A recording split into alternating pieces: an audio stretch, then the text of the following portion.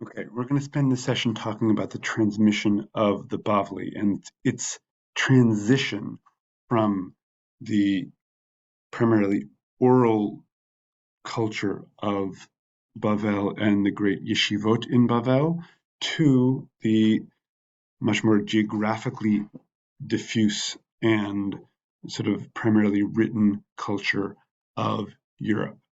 And we're going to do that partially because that transition is probably the central fulcrum and shift um, in the history of rabbinic Judaism, starting back from sort of the the beginnings after the temple was destroyed. Because, and I'm going to call up my little map here quickly, um,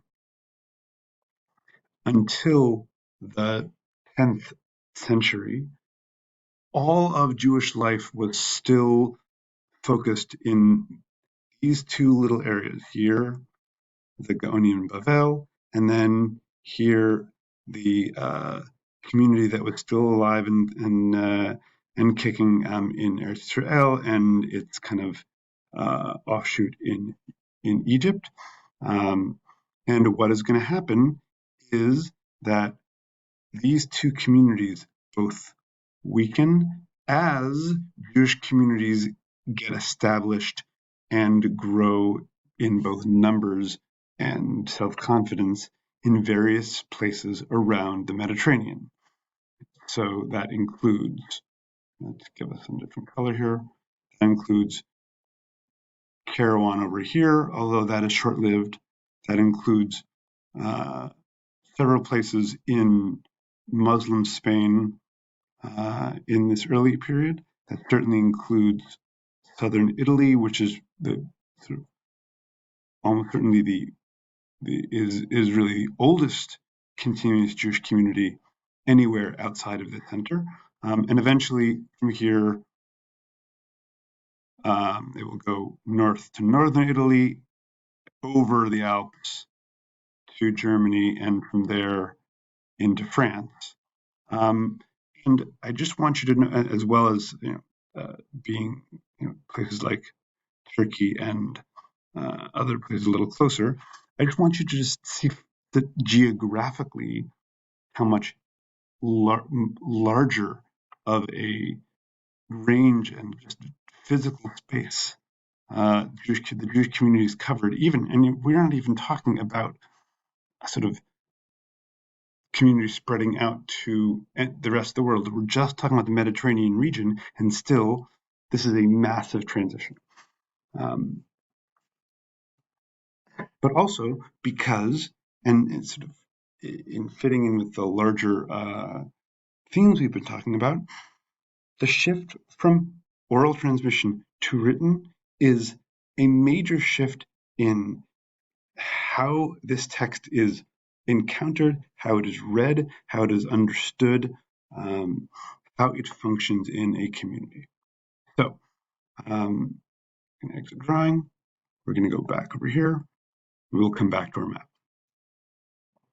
In Babylonia, oral transmission, right, Torah Sheba'al Peh, is not just practical, it was an ideology. And where that really comes into play is, first of all, that when we have sort of writings, texts in various places, in the Talmud and certainly in the writings of the Gaonim, where they talk about the orality of rabbinic Torah as being a defining feature. And it has become clear over time that that was really a fundamental principle.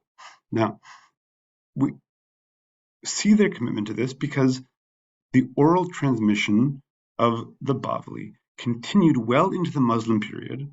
The Muslims were very writing-oriented in culture,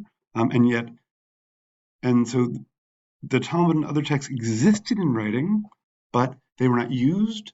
There's no record of people referring to or studying written texts in the early to mid part of the Gaonic period, they would refuse requests to send written copies of parts or all of the Talmud to other communities. This was partially a sort of deep belief in the importance of face-to-face study. They wanted people to come to the yeshivot and to study with them face-to-face, to learn not just the text, but the interpretation, to understand the text in context, right? To be part of this chain of culture and knowledge transmission. And therefore of accurate understanding. They also very clearly saw this control over the understanding and meanings of the Bavli, which had already sort of come to be seen as the text of the Jewish legal text of record, as preserving and deepening their influence over a wider and wider range of far-flung Jewish communities. Right, as far as Jews might stray around this region, if they were still coming back to Babylonia to get the emes to learn and then sort of return to their communities, Babylonia is still the mothership, and is still the center and the fulcrum of this whole network of Jewish communities. There's also a financial issue, which is these are yeshivot that were trying to serve and lead this far-flung Jewish community. They needed financial support, and especially as the Gaonic period went on and financial pressures increased and the community in Babylonia itself decreased, they relied more and more heavily on the financial support of these communities. All the time you see chuvot, people in those communities would send questions to the Gaonim, and along with the questions, they would send a donation. And finally, there is a consistent polemical thread in the writings of the Gaonim that is obvious in the push of Saadia Gaon and the Gaonim after him against the Karaites and their sort of deviant practices. You see it in the forceful rejection of a whole range of variants of custom, whether or not they recognize them as being from other rabbinic communities. Because you also see it and it is ironically one of the things for which Saadia Gaon is most remembered, is that he was from Egypt. He had lived for a while in Eretz Israel. He comes to Bavel, and then he ultimately leads the Babylonian community's campaign to wrest control for setting the Jewish calendar away from the patriarchs in Eretz Israel. The long story that we're not going to get into, but it is just to say that the Babylonian Gaonim were very forceful about asserting their primacy and dominance against all comers, both sectarian and other communities, and even when it came to competition with the community in Eretz Israel. And that is further sort of strengthened in the kind of polemical language that Rav Hai Gaon, the last great Gaon, uses to assert the primacy of the Babylonian over the Palestinian Talmud. Right? He is responding to certain communities, mostly in North Africa and a little bit in Italy, who have gotten the Yerushalmi and asking about the relationship, and he's very forceful about insisting that the Bavli is the text of record. The Palestinian Talmud should be treated as, at best, a rough draft of rabbinic thought. They were They were establishing the Bavli and the Babylonians. Now, we know exactly the moment when, and the Gaonim name it, when the first Gaonim who accede to requests to write first parts and then all of the Talmud and send copies of it to those communities. And ironically, well, there are two pieces of this. One is that their agreement to this signals a real shift in the dynamic and the power balance between center and periphery. It reflects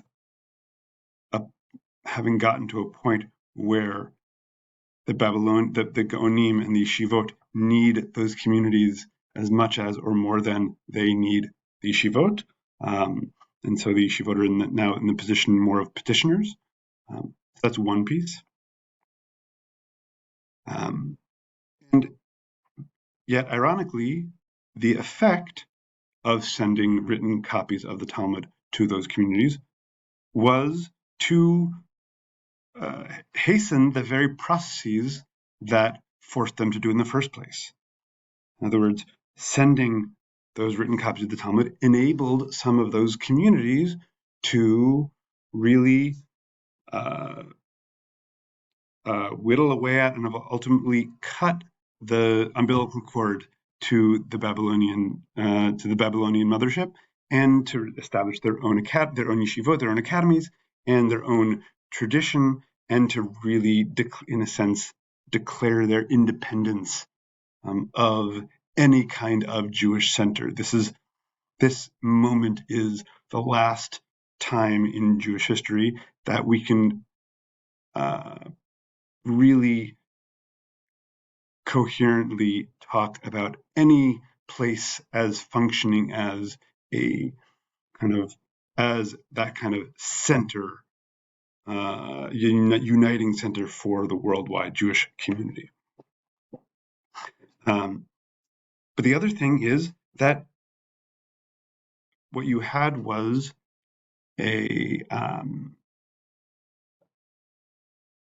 ultimately a competition between these two values that had started out as two sides of the same coin, right? The primacy of the Babylonian tradition and the primacy of the Babylonian yeshivot, right?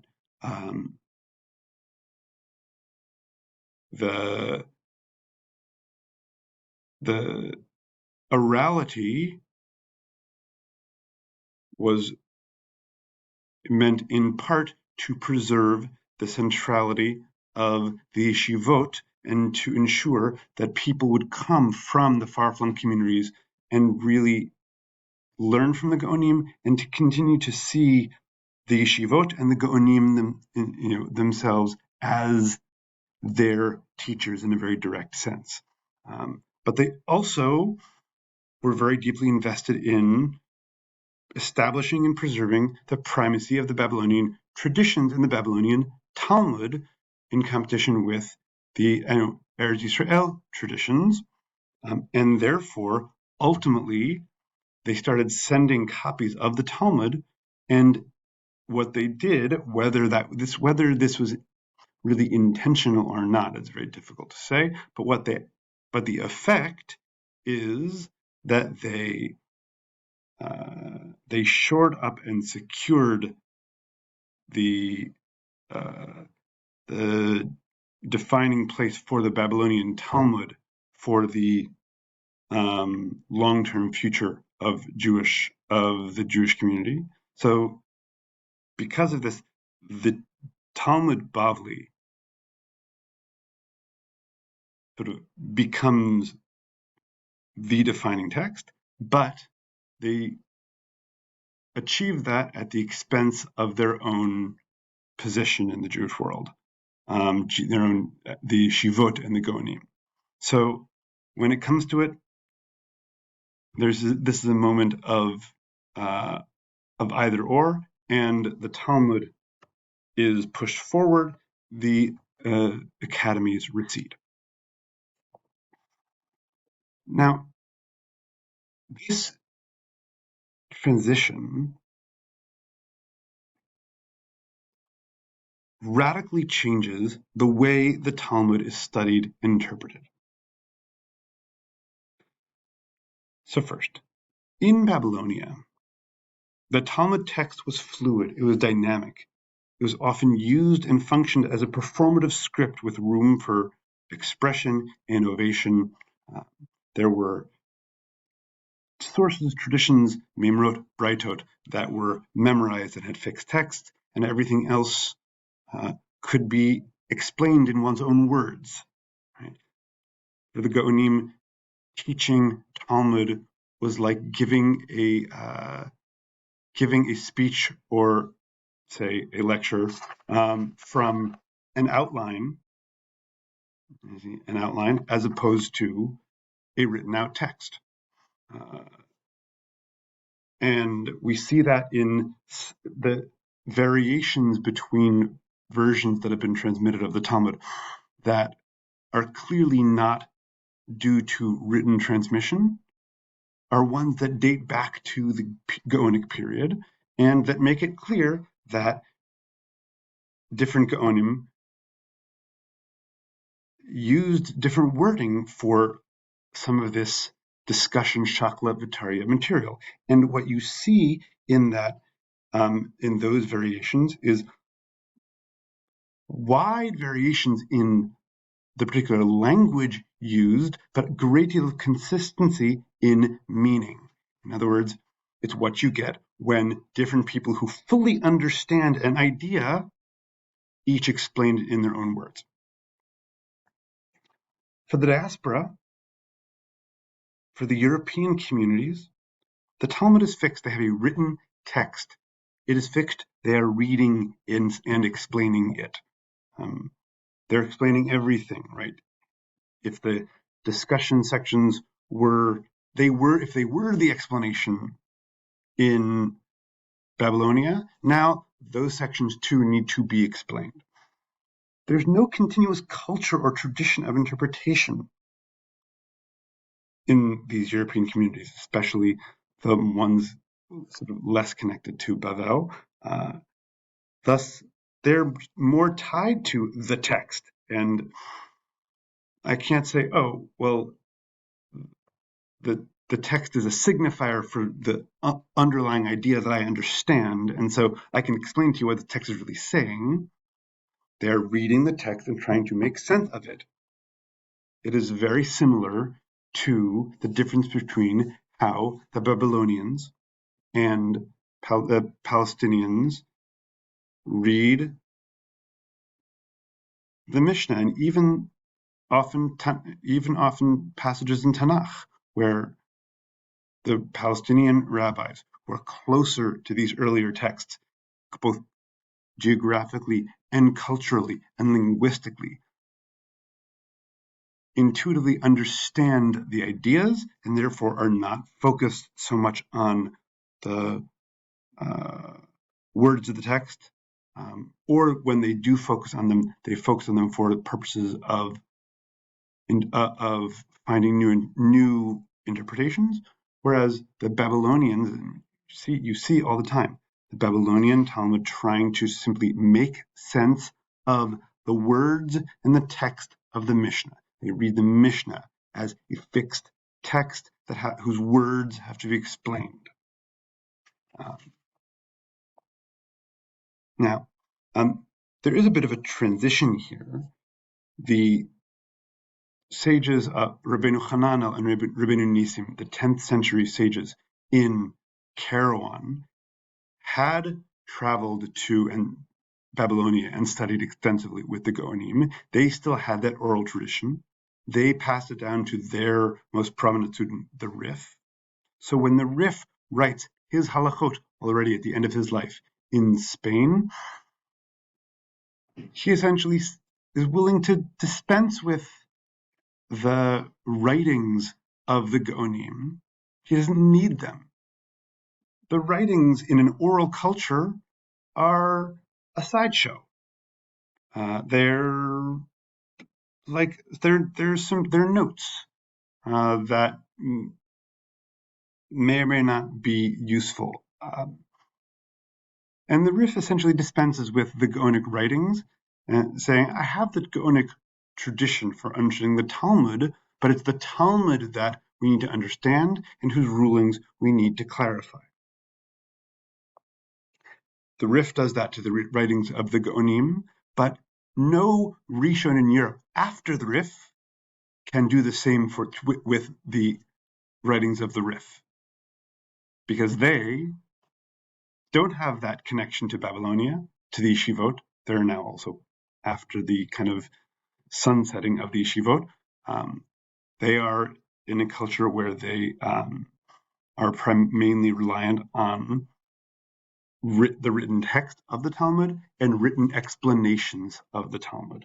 They're also so much farther away from Babylonia, culturally, geographically, in terms of climate, in terms of language. So the Talmud as a text is a much more foreign artifact for these communities than it was for anyone who had regular contact with and had traveled to and studied in Babylonia. Now, the idea that there is this total separation between the Talmud and the Gaonim. The Talmud is authoritative. The Talmud is written in stone. It is the final say. And the Gaonim are written in sand. Right? The Gaonim, if you need them, that's fine. Otherwise, you kind of brush them away to get at the real thing. That kind of hard and fast distinction, Talmud, Gaonim, is really a creation of the Rishonim. Right? When we look back at the records of the Gaonim, and there's limited sort of written evidence, but it is very, very hard to pinpoint a dividing line where the Talmud Bavli ends. It's really not at all clear what it even means to talk about the Bavli kind of ending. But for the Rishonim, that line is very important. The Talmud is of absolute authority, absolute a little bit, is the defining text. The Gaonim, none. It's very similar to what happens in Babylonia with reference to the Tanaim and Amoraim. Right? The Yerushalmi has the Mishnah that's set and authoritative, and then anything that's not the Mishnah, Braitot, Memrot, are all sources building on the Mishnah, and essentially of equal authority and interchangeable. Right? The Yerushalmi does not make a big distinction between Braitot traditions of Tanaim and Memrot teachings of Amoraim. Right? It's the Mishnah and everything else. In the Bavli, there is an absolute level of authority difference between anything Tanaitic and anything Amoraic. The Tanaim, as a group of sages, are invested with that higher level of authority, not just this one collection, the Mishnah. And it is only in Bavel, right, where they are essentially distinguishing between traditions that came before there were yeshivot in Bavel and traditions that developed once there were yeshivot in Bavel, which is essentially after the Mishnah. But the point being that kind of bright line distinction between one group and the next is a product of a later community. So too with the Rishonim distinguishing Talmud from Gaonim. Now, the process in Spain was, in a sense, gradual because there is a chain of the oral tradition that goes from the Gaonim to Rabbeinu Hanan al Rabbeinu Nisim, and then to the Rif, who brings that to Spain. And therefore, even as the Rif dismisses the writings of the Gaonim, culturally and in the way they talk about the tradition and about Talmud, the community in Spain and is very much of a piece in their ideology and approach with the Gaonim. The Gaonim in Bavel were very much focused on practical halacha. That is also the focus of the Rishonim in Sfarad, right, and in across the Muslim world. Some of the Gaonim were somewhat philosophically inclined. Again, that is a reflection of the intellectual burgeoning of the Muslim world in that sort of early Muslim period. And the same is true of the community in Spain, and of course the sort of famous philosophical writings of Maimonides, even though those are 2 centuries later, come very much out of that tradition.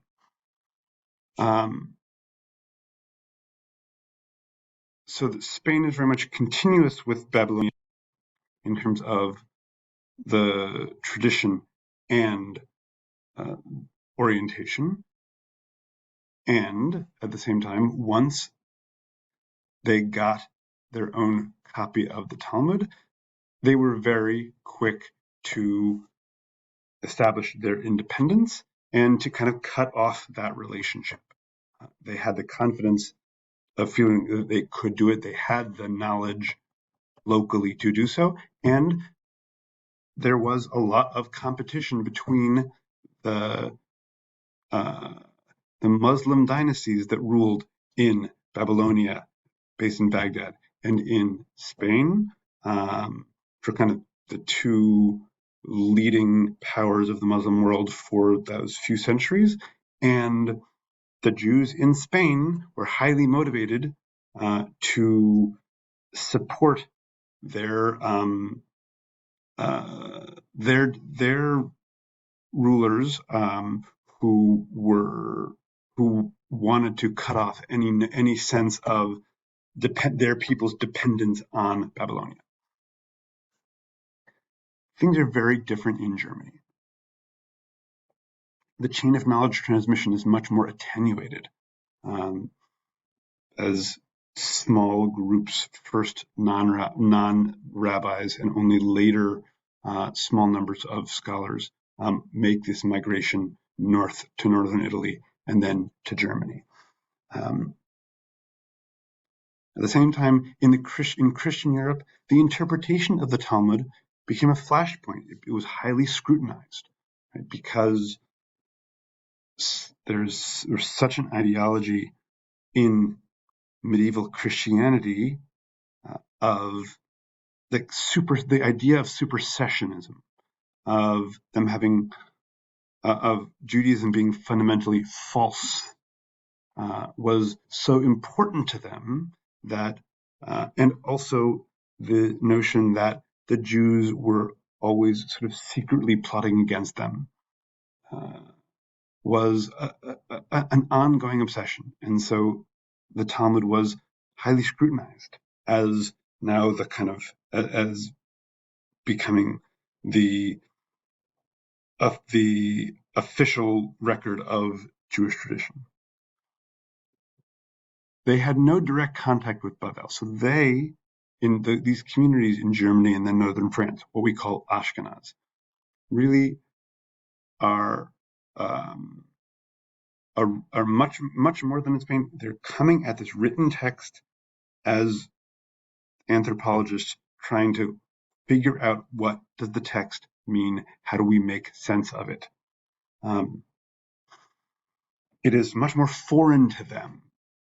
They're not part of the Muslim world culturally. Everything about the culture of Central and Northern Europe was other than and different, is sort of different than Babylonia. And even the intellectual and and the logical structures were often foreign.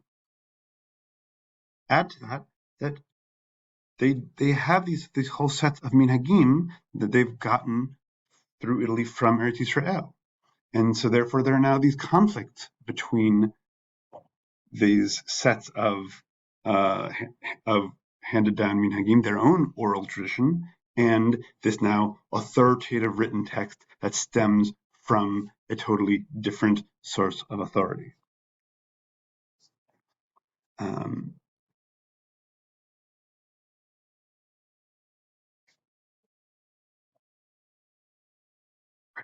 The last point I want to make about this transition is I mentioned that in Babylonia you have wide varieties of language, but mostly very consistent in terms of meaning. Once this text, this very long, complicated text in an unfamiliar language, is being transmitted in writing, you have an entirely new set of problems. The changes that creep into these texts are errors, misreadings, things skipped, things duplicated. They're being copied often by people who don't really understand the text, right? The people working as scribes and copyists are probably not the big Talmud scholars. These texts exist in writing, so what you have is multiple versions now with different errors coexisting at the same time, right? If I explain something in an oral tradition the wrong way, it doesn't make a permanent mark necessarily. But if something is copied the wrong way, that text now is in writing. That text will be studied by people who will assume that that is the correct reading. That text will be copied by copyists and brought to other communities and spread. And then, and what you get when you trace the various manuscripts of the Bavli that we have from around Europe is essentially a branching out tree of transmission, kind of like DNA tracing over time, where you can see two branches of the tree where they split based on which errors a set of manuscripts has in common versus another set that doesn't have those, that maybe has a different set of errors. And the more errors they have in common, the more recently kind of those two branches of this tradition split. So there's this accumulation of errors. The errors that come in, the variation is mostly due to various kinds of errors and misunderstandings, or the attempts, sometimes wise and often misguided, the attempts to correct texts based on what someone thinks that they know, but perhaps they're not really understanding it because there's something that they're missing. So these are errors and confusion. Once they're in writing, they are now fixed, and so therefore all of these different readings coexist. And because Europe is geographically so much more vast of an area, those different manuscript traditions live in separate spheres. There are, as time goes on, there are various places and communities where manuscripts from different branches of the tree end up in the same place. And you have people comparing manuscripts, starting to see the variation between these traditions and trying to figure out to what extent they can, by comparing, identify and correct the errors, and when they are not able to determine what's the correct reading, and how aggressive to be in trying to correct errors at the risk of maybe compounding them versus being more restrained and accepting the text as they receive it.